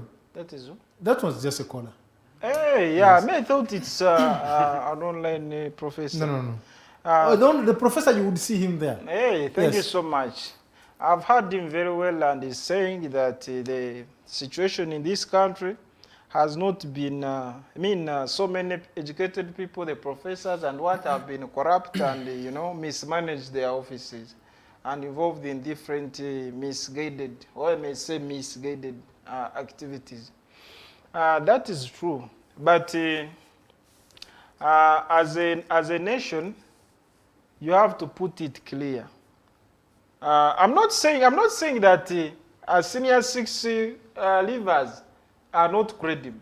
That is not true. Let me clear the air on this. Everyone is credible. Even if this person is in the village, involving in farming and this and that, everyone is credible. Those who fixed the qualification at senior 6, they looked at the education then. The current, the education then. Very many people are not educated in the country. The senior 6 would be the where they could see value, a lot of value. It was an average. An average. So as we are talking today, the country is having over 45 universities. Not so? Over 45 universities. The education in this country has increased.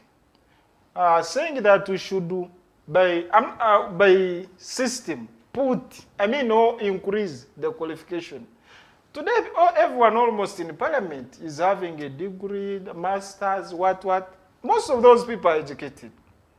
But as a country, can't we put it now on a standard that we have shifted from senior 6 to a university degree? Just not saying that those who are there are not educated. No, they are highly educated. I think the caller, his concern was, it's not, leadership is not about qualification. Education. He meant qualification or education? Yes, for us, in your argument, which we should debate, by the way, you are talking about qualifications. For me, I think leadership is about two things: integrity and servant leadership. And those qualities have nothing to do with why you have studied. Qualification, your education, background, what? Otherwise, we should be run by PhDs here. I'm a PhD student, for example. But for me, those two can even come from fishermen, the way it has been saying. Yeah. And he's telling, that's what he's saying, the caller. That's what the caller is saying. Actually, the biggest thieves, really, have been the most educated in this country. The biggest thieves. One time, I had one of the guests here, and he was referring to Idi Amin. I was like, this one was in charge of this country for 9 years, amidst much resistance. But you find that he had some visible progress that we are even able to see right now. Very correct. But looking at his education level, he was a P4 graduate. No, right now we are struggling with, there is a fuel crisis. The only oil reserves we have in this country were put up by Idi Amin.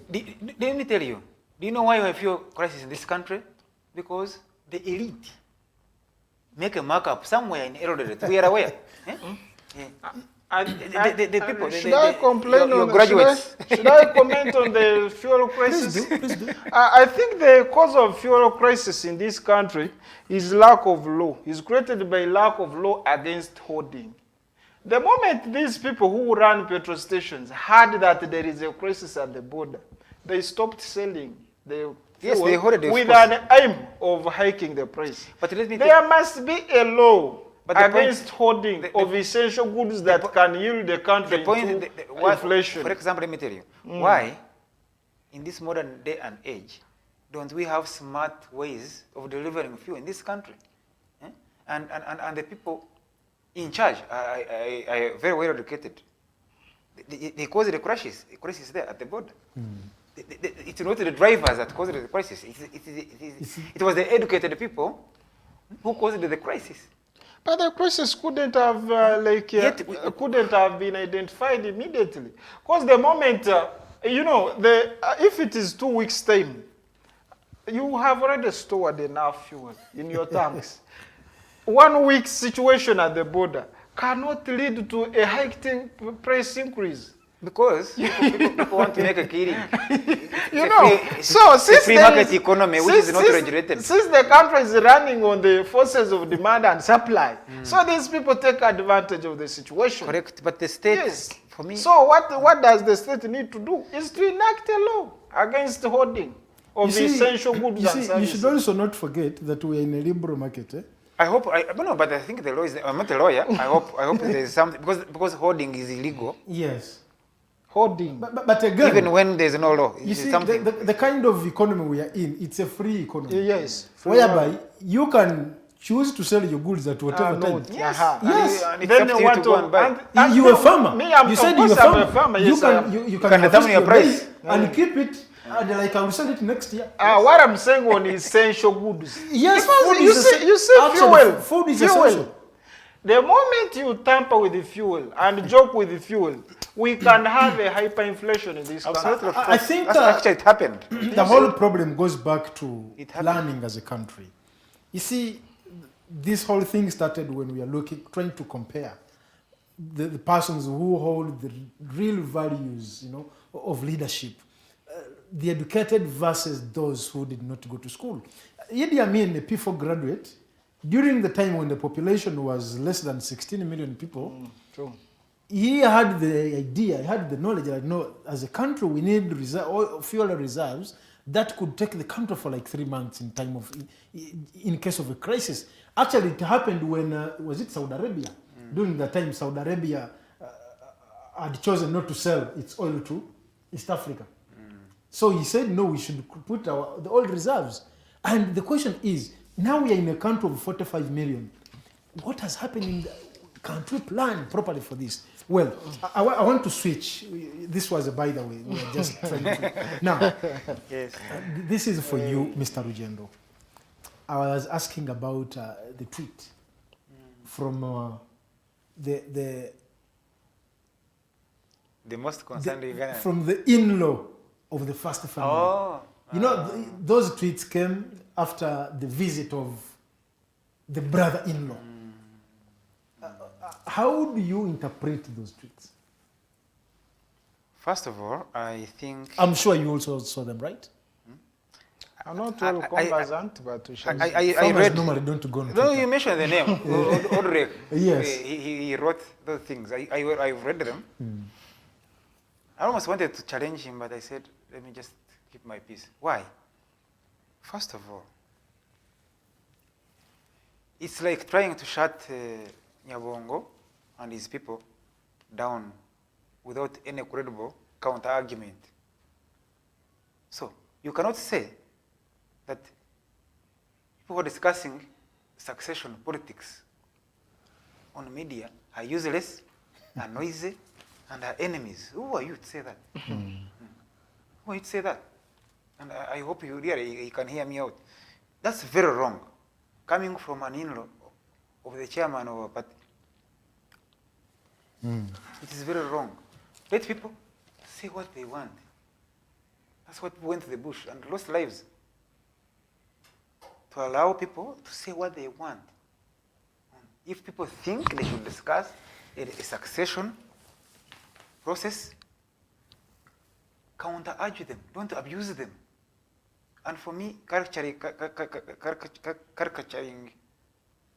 people like that, I think it was wrong of him. Okay. But at the same time, coming at the time of the visit, I don't know whether they have issues, but I think actually it was not out of nowhere. I was like, where is it coming from? And it was more philosophical. Yeah, fine, but this country is run by fishermen and women, and I think really I want him to state exactly who has done what. Don't just be philosophical. You should not speak in ambiguity. No. Abstract. He's just abstract. You just say Rugyendo is the one fueling this, and it's wrong for them. But first of all, who are these people? And he's a senior presidential advisor, I hear. But really, seriously, when he speaks like that, when there is an establishment called the NRM Secretariat, why doesn't he go there and raise his concerns? Yes, raise his concerns with Richard Todong, the Secretary General. That's what we're talking about. The original NRM was like that. You go to let Odrek go to Todong and tell him, sir, I think some members, some supporters of NRM need to be called out because this is our mission. Our mission has been like this, and they are floating it. But you go on Twitter and start abusing people, and that's what if you check, some people have gone there and responded in not so good terms because of using a wrong methodology. For me, that's why I blame him. Really, it's not necessary. Okay. If he has issues, let him go to the party. You've not been taking keen observation of that, so you may not. Of course, I have. Okay. I have a Twitter account. Oh, okay. Come on. Okay. So of course I read that. The new generation. What he's talking about, I read that statement from Mr. Aldrich Nyabongo. That's what I read on his Twitter, because our association itself is on Twitter. So, for me, I may say, Uganda is a sovereign state with its own apparatuses, and it has a constitution which gives people rights to propose for the betterment of their nation. Even as our group, it's the constitution that gives us that mandate to raise any proposal, if at all we see that it will change the politics or the state of our nation. The constitution reserved it for us. What I read, which I will not repeat, it was unnecessary and uncalled for. Thank you so much. Well, I think I should read this for you. The Transformers Cadre Association, which yardstick are you using to measure the credibility of the head of state elected by the MPs? To give you some information, it is a bit lengthy. It is on record that people at a polling station vote for one MP from a political party and wins that polling station, and the president of the same party loses. That brings out the clear picture that people have different choices on the president and the MP which you are proposing to change. Nyabongo, Kenneth, you are not being fair to the Wananchi. Well, okay. You may not respond to that one. Thank you. Mr. Rugyendo. Yes, sir. If one says that there is a power crisis, power struggle in the first family, would that person be right?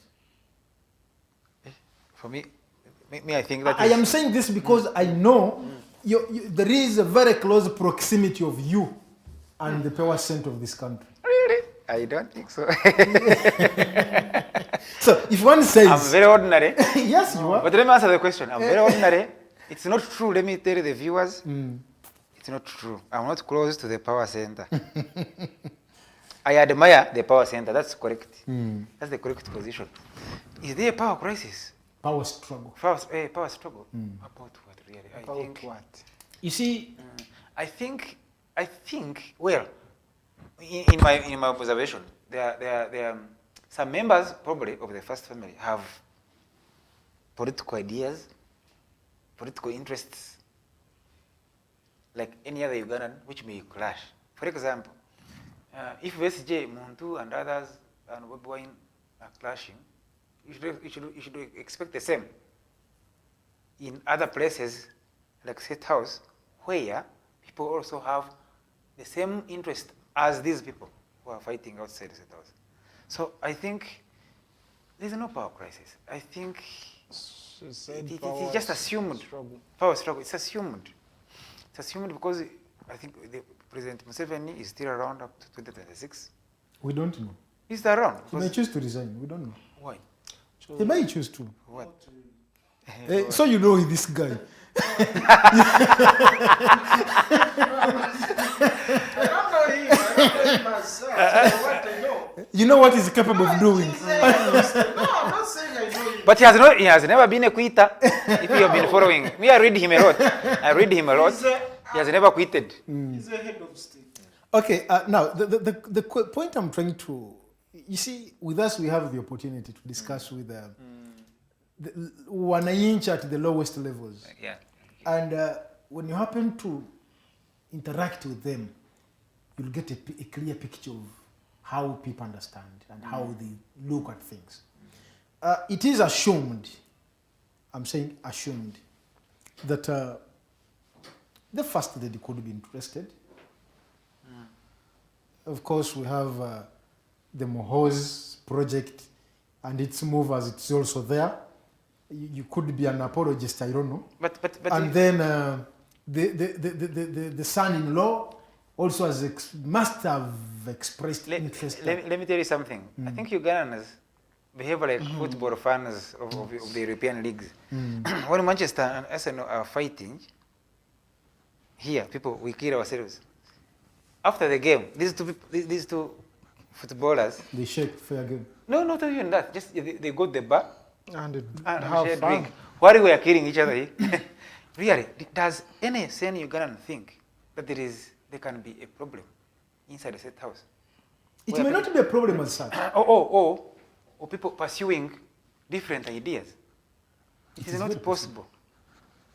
The possibility is, if they must be probably faking it to be able to confuse us. To divert.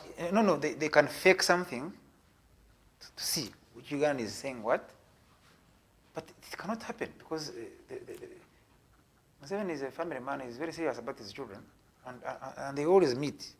Some of us, they meet quite often to discuss. The succession? No, okay. About life, about they eat food, they drink milk, but it is us. We are like Arsenal fans and Manchester United fans. We always think for them. We are thinking for them. Please, I can assure you, me, from the way I know them, is that we just, because they are not ordained, by the way, to keep ruling. It's not possible. There are more other capable people who are going to come up. It's very possible. We just need not focus on the abstract thinking that they are doing 1, 2, 3 things. No. We should be discussing about how best do we democratically elect a president in this country beyond whoever. I don't know whether you get my point. Beyond whoever. Because this country, if I have a video which I will show you later when I'm outside the studio, that shows there's an astrophysicist who was in space recently.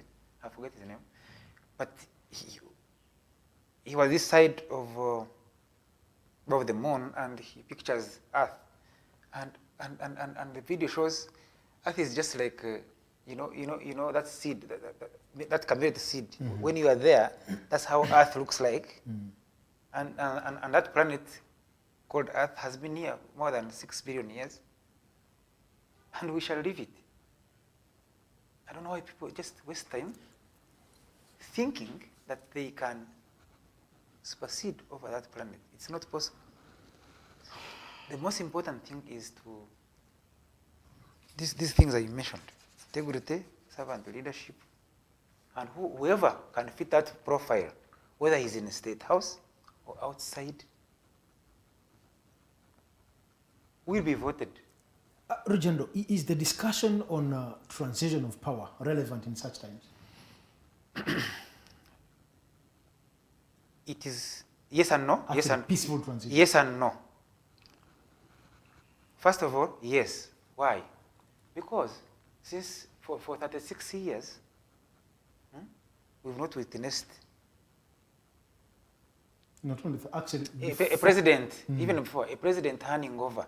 People who have that argument are very, very correct. We've not had a president handing over to another president. We actually, us and Rwanda, we're in trouble. Uganda and Rwanda are in trouble within the region. Even Congo, the failed state, somehow, somebody handing over. Go to Tanzania here, which we admire. President Museveni admires Nyerere a lot. But I've not seen him leaving the war. No, he doesn't have to leave, but like create a situation where within the party, somebody else can take over. People who have that argument are very correct. This man talked of 200 years of NRM. Wait, just wait. Let me come. Because I said yes, that argument is very correct. Okay. Now, no.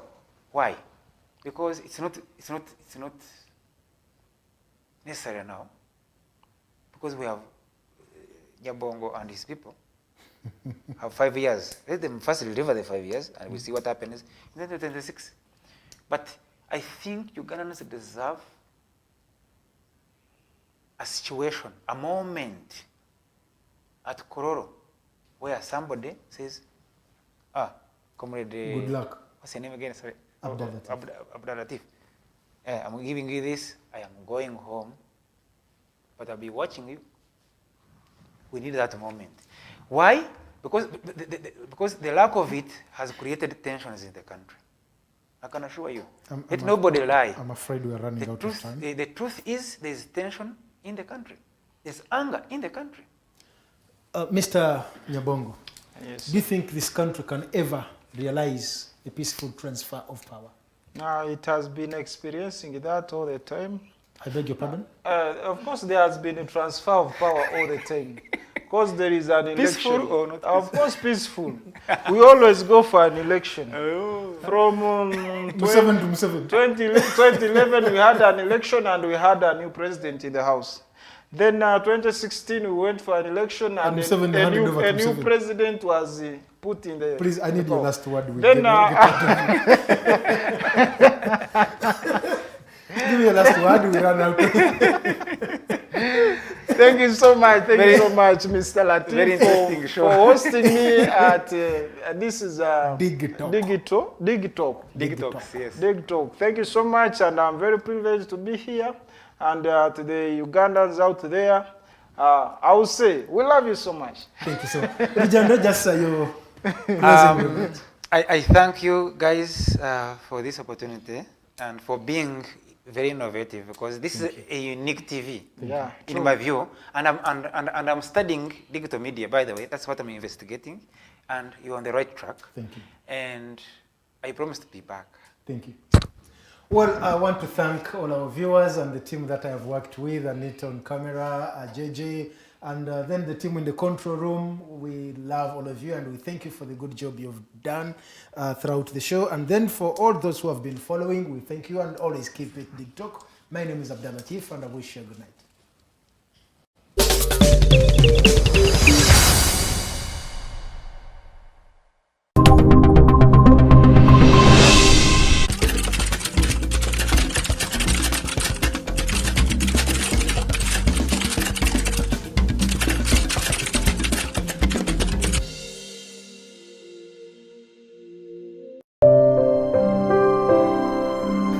Hey Ugandans, I'm Lieutenant Colonel Dewa Kiki, the Deputy Defense Spokesperson and actually the Deputy Spokesperson for the Uganda People's Defense Forces. I was hosted on Alternative Dig Talk. I encourage all Ugandans that this is the way to go. Always watch, participate, give your views and ask questions on Alternative Dig Talk. Dig Talk, the way to go.